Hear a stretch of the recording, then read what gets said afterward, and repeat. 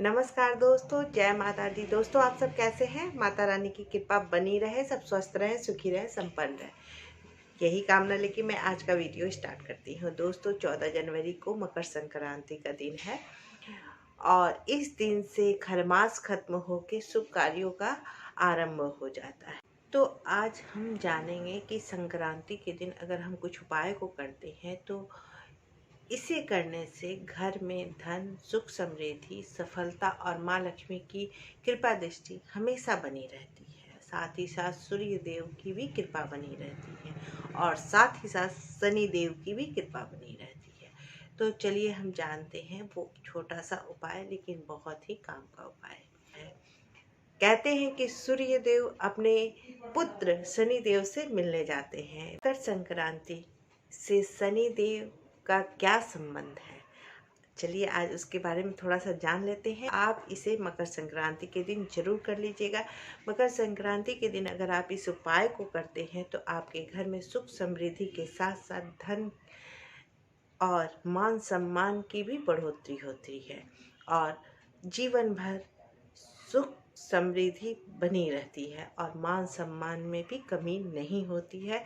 तो चलिए हम जानेंगे कुछ उपायों के बारे में, लेकिन सबसे पहले हम जान लेते हैं कि मकर संक्रांति में सूर्य देव और शनि देव में क्या संबंध है।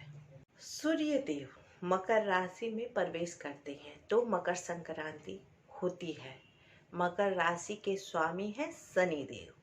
ऐसे में माना जाता है कि सूर्य देव के पुत्र शनि देव से उनके घर मिलते हैं और वहाँ वे लगभग 1 माह तक रहते हैं। सूर्य के तेज के सामने शनि देव की चमक फीकी हो जाती है। पौराणिक कथाओं के अनुसार जब सूर्य देव पहली बार अपने पुत्र शनि देव से उनके घर मिलने आए थे, तब अपने पिता के स्वागत में उन्होंने काले तिल से उनका स्वागत किया था।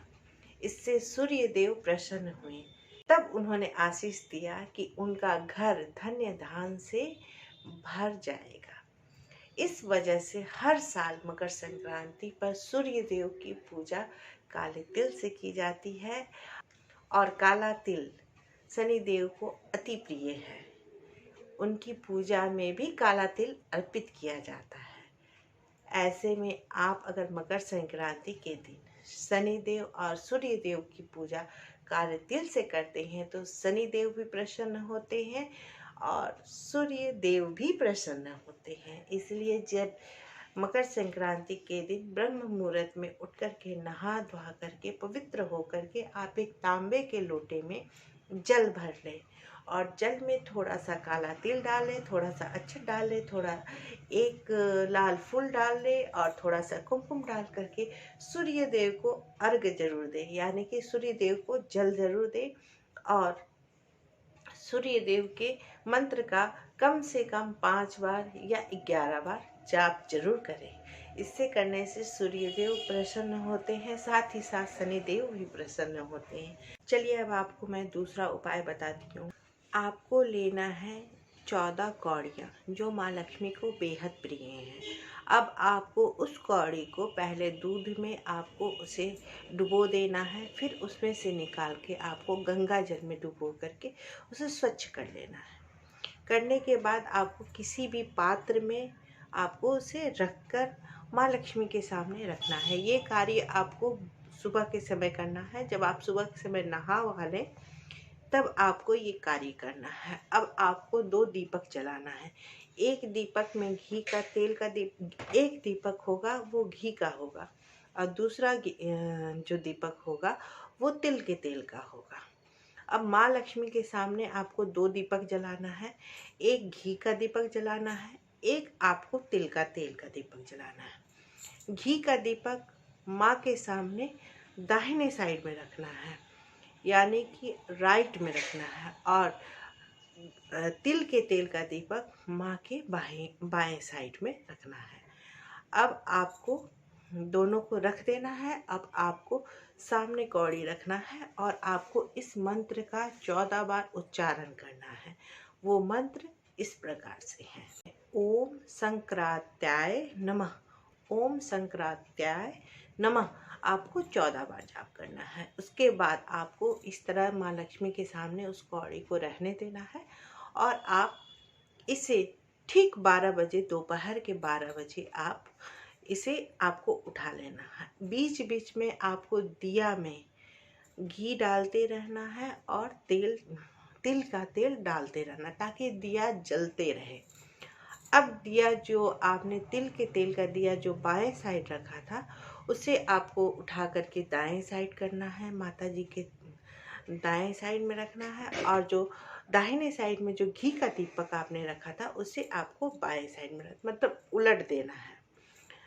अब आपको 12 बजे आपको ये काम करना है। आपको कौड़ी को उठाना है और दीपक को बदल देना है। बायां साइड में जो तिल का तेल का दीपक था उसे दाहिना साइड में करना है और दायां साइड में जो घी का दीपक था उसे बाएं साइड में करना है।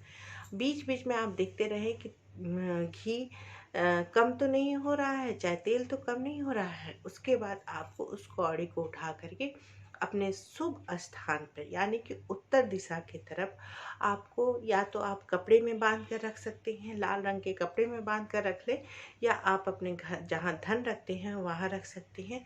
अगर उत्तर पूर्व दिशा हो चाहे उत्तर दिशा हो, जो धन की दिशा मानी जाती है, वहाँ पर आपको इस कौड़ी को रख देनी है। अब आप जाने कि दिया कम से कम शाम के समय तक वो दिया जलता रहे।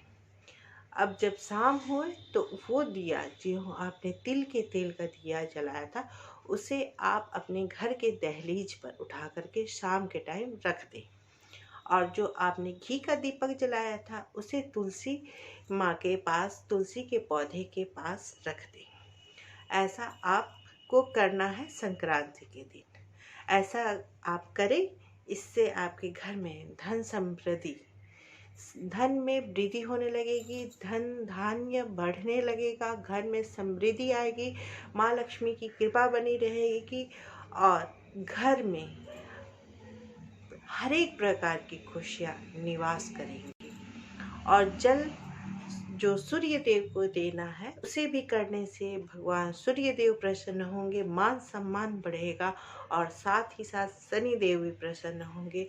और हो सके तो आप 14 जनवरी यानी कि संक्रांति के दिन, मकर संक्रांति के दिन तिल अवश्य दान कीजिएगा और साथ ही साथ अन्न दान जरूर कीजिएगा और गुड़ भी दान कीजिएगा। इससे करने से घर में हर चीज़ की कमी नहीं, इससे करने से घर में कभी भी किसी चीज़ की कमी नहीं होती और घर खुशियों से भरा रहता। ये उपाय आप मकर संक्रांति के दिन अवश्य कर लें।